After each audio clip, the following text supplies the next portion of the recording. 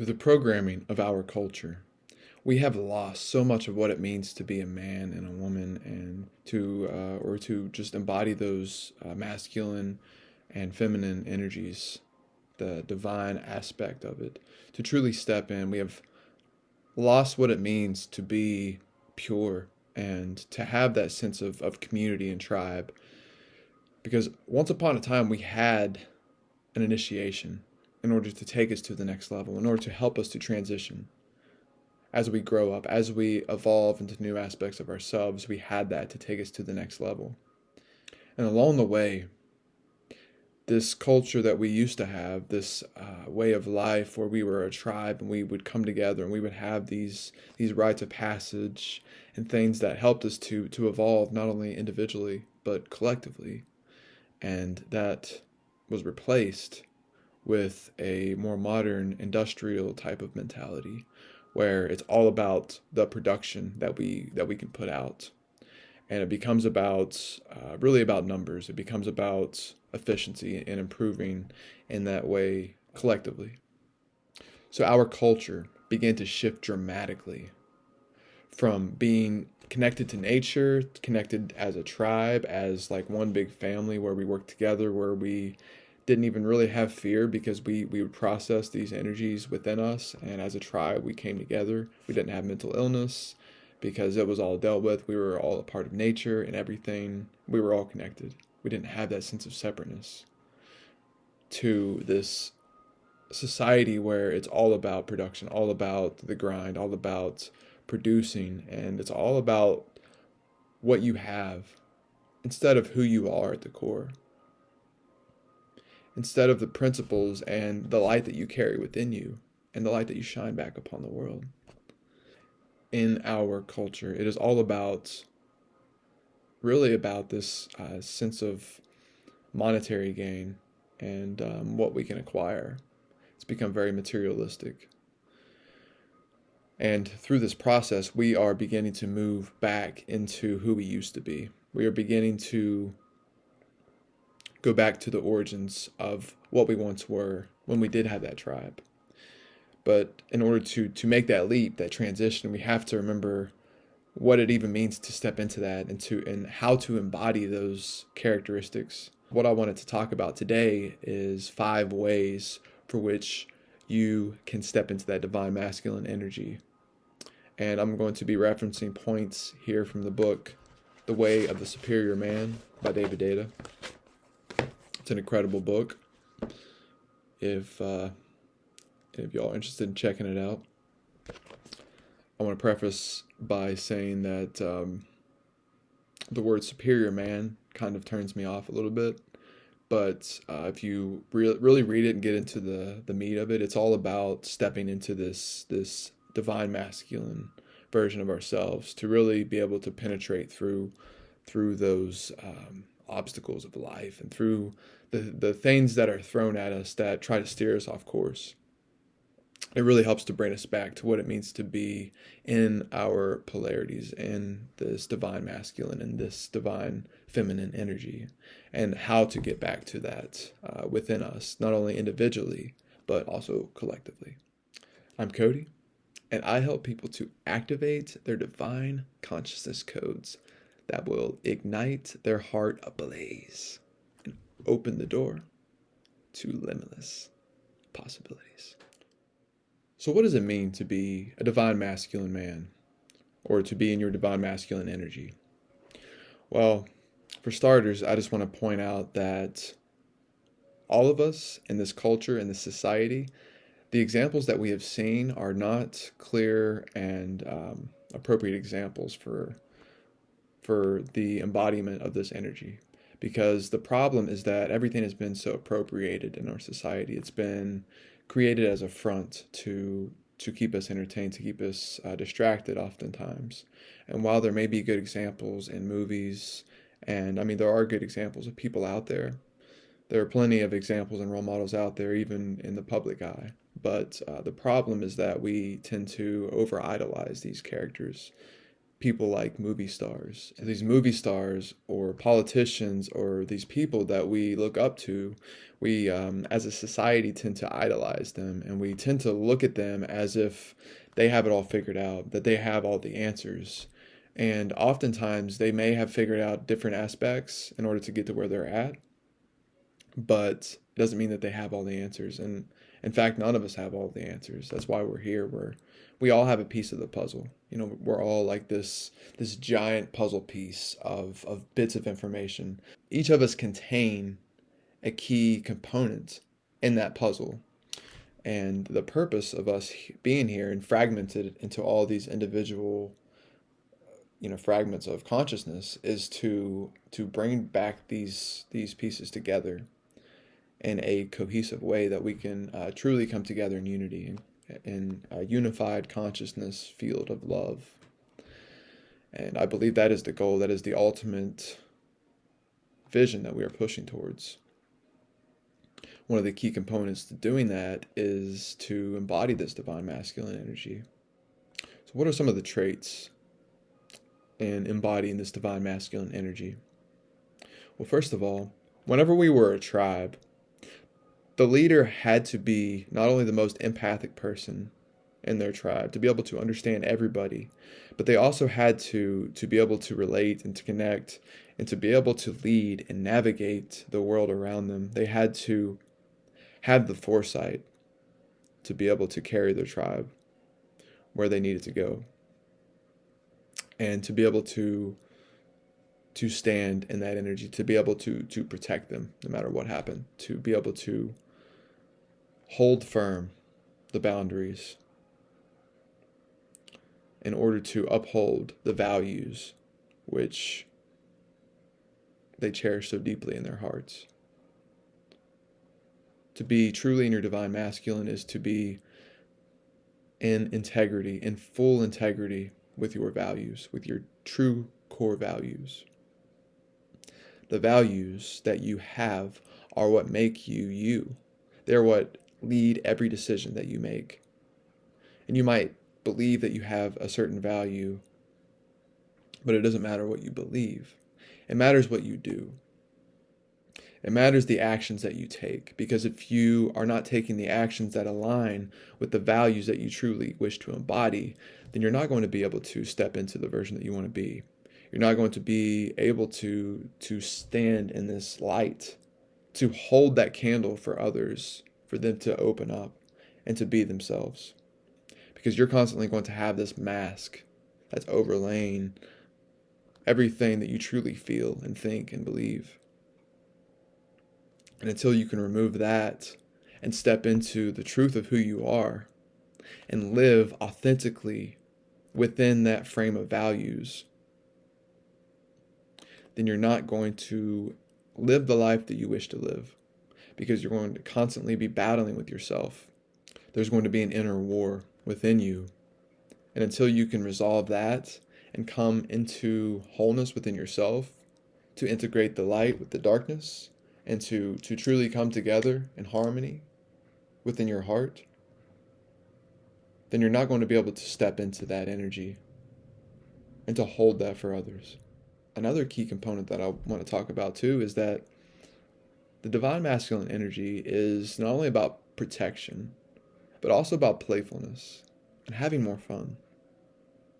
Really embodying that childlike energy, that inner child within you, letting the inner child lead you, allowing that flow to happen.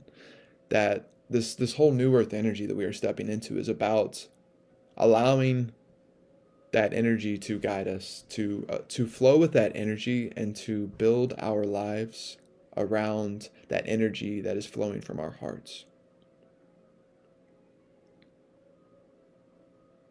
Something that my coach talks about, Christian, he talks about, it's like a surfer learning to ride the wave. To be able to navigate within that and to create as we move through those waves and ride along the ocean of endless possibilities. It is that playful nature that brings out the imagination within us so that we can create and spark these ideas of inspiration And then the whole aspect of masculine energy is about action and direction and focus. So with the embodiment of this divine feminine energy, which is more of a flowy type of energy, once we embody that and allow that energy to guide us, because that is the energy of the heart, that is the true energy that is emanating from the source of our being, from the essence of our soul. That energy of the heart is the center point of our being. It is the connector between the upper three chakras and the lower three chakras, so that we can come together in harmony with ourselves and union within ourselves, so that we can step into union outside of ourselves and to connect with members of our tribe and everything around us, to step into that energy.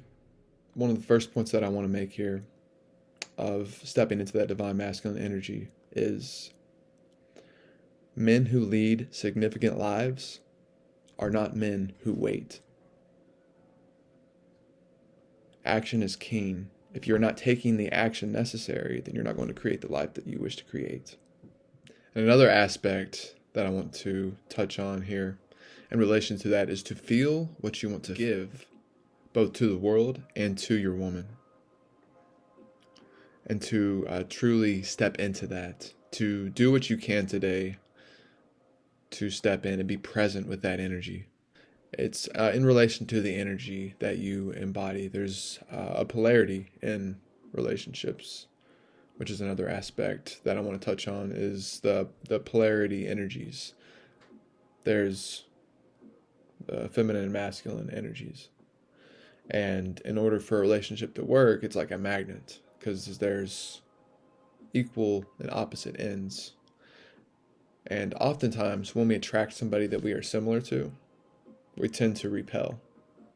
I've experienced that in my life. The relationships that I had,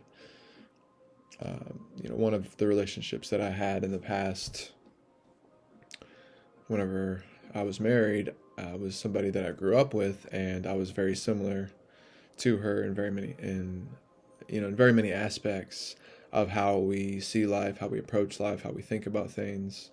And so we made a very good team together, but what we lacked was that spark of attraction, that like true magnetic, fiery attraction that takes place within a relationship, that truly sets you on fire. Because oftentimes the relationships that truly bring out the best in you are going to push you to your limits, are going to bring you to the brink of destruction before you realize that it was all a facade all along. That you were running from an aspect of yourself, and the relationship that you were in serves to bring that out within you. One of my coaches, Matt Schaefer, talks about relationships are like a hospital for the soul, because it truly brings that out. All the aspects, the unhealed aspects within us, it comes out within a relationship, a romantic relationship specifically. I mean, the closer our relationships are, the more of ourselves we're going to reveal, the deeper the connection that we have. And especially when we have that romantic heart-based connection, it's especially the bottom chakras are really ignited. The sacral, the root, the sacral, the solar plexus up to the heart, it's all going to be triggered when you find that person that truly ignites that spark, that fire within you. When we experience this relationship with somebody that truly sets us on fire, that gives us the opportunity to rise from the ashes like the phoenix. That is our chance for rebirth. And to truly hold strong and to step into that fire, to allow the fires of transformation through this relationship to transform you. That is truly what it means to step in and become a divine masculine man. The next point that David Day talks about here is to live with an open heart, even if it hurts. Even though you've been hurt in the past and you've experienced things that may have caused you to weaken your defenses and cause you to forget who you are, it's important to always have an open heart for new opportunities and new people to come into your life so that they can blossom these different aspects of you. When we close down our heart, that is when we truly close down the deepest aspects of ourselves. I believe at the core of all of us is love and peace. And what we want more than anything is to be loved. We must truly step in and be able to feel our environment. A divine masculine man is able to sense his environment, to feel the energetic cues around him. And if you have a closed body, a closed heart, you're not going to be able to feel that, because you're going to be so locked in to your own, and you're going to be so locked into your head and locked into your own thoughts and your own limiting beliefs. And you're not going to be able to step outside of that to be able to feel the environment around you, to be able to connect and feel the energy of the people in the room and what is happening, and to be able to feel and sense out the room, which is ultimately the same energy that allows us to navigate through our lives.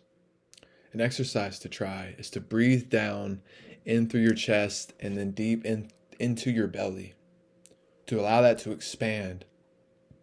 And while you are doing that, to look deeply into the eyes of your significant other, to look deeply into their eyes, to feel deeply both your pain and theirs, so that they dissolve and you're allowed to truly connect within a heart space. The next way to live as a superior man is to live as if your father is dead. How would you live your life if you didn't have that pressure of your father breathing down your neck? If you didn't have that desire to want to impress your father? Or even if you don't have a father in your life, like, what would that look like for you?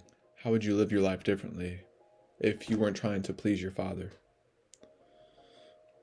How would you behave? What actions would you take? Would you have followed a different life path? The important thing here is to embark upon our own self journey, our own hero's journey and discovery of ourselves. And if we are living with the expectations of other people, with our parents, then we're never going to be able to truly step into that. And this applies to not just for your parents or anybody that you think of as a parent figure, somebody that you look up to, or even like an older brother or sibling, just somebody that you look up to and you are afraid to disappoint, somebody that you feel that has this fatherly type of energy in your life. What would you do differently if you weren't trying to please somebody else, to please the person that has given you the most and has provided for you that protection, that sense of support and guidance? The next one is to know your real edge and to push just beyond it, so that you break through your comfort zone into a new realm of yourself. It's all about rewriting who we see ourselves as, rewriting the story of our past, rewriting the story that we've been told, that we have told the world, that the world has told us that we are. We have fallen into the trap of being programmed, and it's happened to every single one of us from birth to death. We are programmed with an old story. And it's important for us to remember that this isn't who we are. This is who we have been told we are. But you are so much more you could possibly imagine. And that is intertwined within an infinite realm of possibilities. And it's up to you to unravel this new story of yourself by embarking upon and stepping into new challenges that truly push you,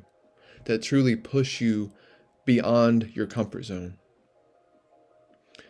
And one of the easiest ways to do this is through working out, weightlifting or running or whatever your method.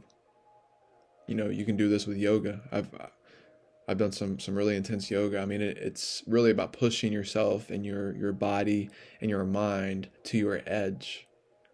And I've had so many times whenever I was in high school that it was like I knew that I wasn't pushing beyond my edge, and I felt too uncomfortable stepping into that to be able to actually do it.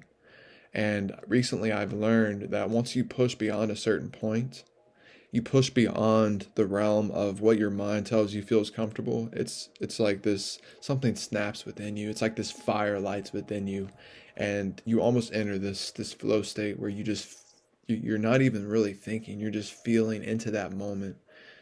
And it's a heightened state of awareness. And we can only truly achieve that if we push ourselves beyond that edge, beyond what we believe is possible for us, but not too much to the point that we are going to hurt ourselves, because there is a limit where we can push too hard. So it's important to know what that edge is for you and to step into that, to push beyond it. And lastly, the fifth one for being able to step in and be a superior man is to convert your attraction from being attraction to women into attraction through women.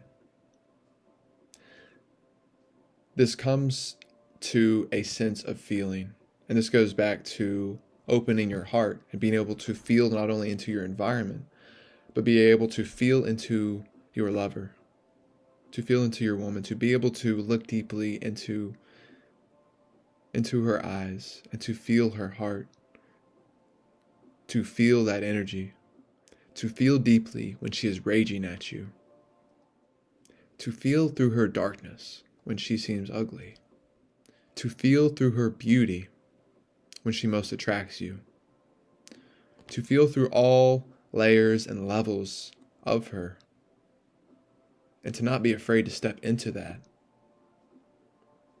Because the relationship that we have with our lover is the relationship that we have with our life. If we are not able to step into that in our lives, then we're not going to be able to do that with our lovers and vice versa. And so a superior man, a divine masculine man, is able to step into that fire, to step in and embrace all aspects of it. Because that is the true essence of a divine masculine man, is being able to embrace all aspects, not only within himself, but within his woman, to embrace all aspects within himself and within the world.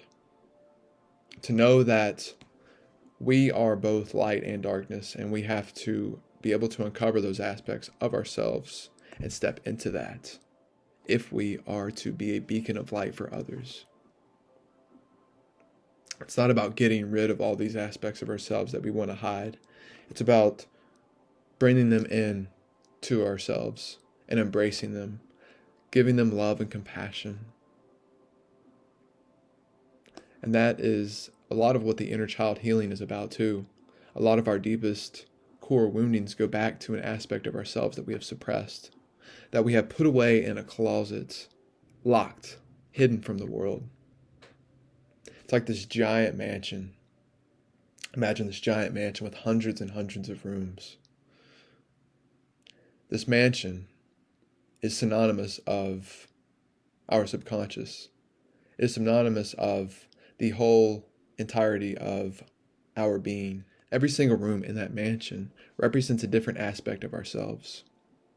And when other people start coming into our mansion and they start to see different aspects, different rooms that they don't like, we start to shut those down. And the more that we get programmed that this isn't who we should be, the more we're going to shut that door and lock it and forget about it, to the point where we're going to completely detach from this room, where we don't even remember that room exists. And the whole time, we had the key. It was within us. All we had to do was step in and see that and embrace it and embody that within us. And that's the whole aspect of shadow work and shadow integration, is being able to embrace these aspects of ourselves that we have locked away from the world. And just to recap, the 5 ways to step into the divine masculine energy is: number 1, men who live significant lives never waited. Number 2, live with an open heart, even if it hurts. Number 3, live as if your father was deceased. Number 4, know your edge and be able to push beyond it. Number 5, convert your attraction from being attraction to women into attraction through women.